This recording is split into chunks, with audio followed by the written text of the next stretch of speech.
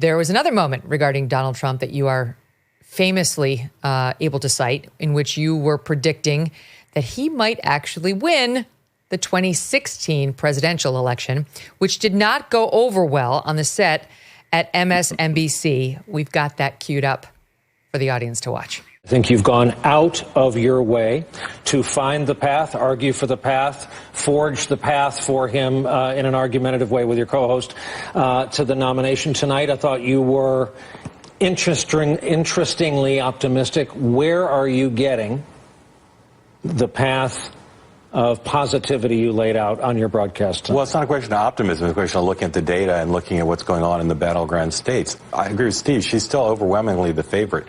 If it turns out that she doesn't have the hold on the coalition of the ascendant that Barack Obama had, I think it's possible he could find his way to 270. I think that's fair. But I think the idea that there's some magical state with magical polls that we don't see where he's ahead in a blue state is completely false. He's ahead in Iowa. That's it. Oh, that's so delicious.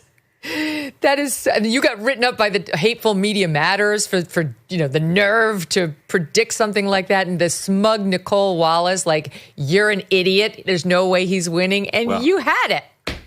It was worse than that. MSNBC took that clip, and I was like this. I think my title was senior political analyst at MSNBC at the time. I had a show on Bloomberg and a contract with NBC.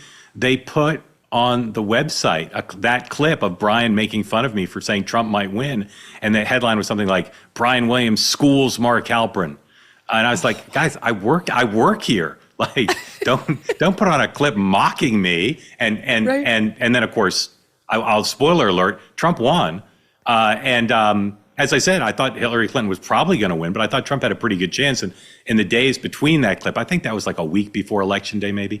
In the intervening days, I grew more confident that he might win. And, I don't know how many rallies of Donald Trump Brian covered. I covered Trump rallies that year in 30 states. And so it seemed obvious to me that he might win.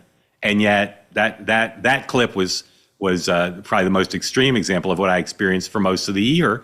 As I told people, as I started doing in 2011, do not underestimate the resonance he has with tens of millions of people.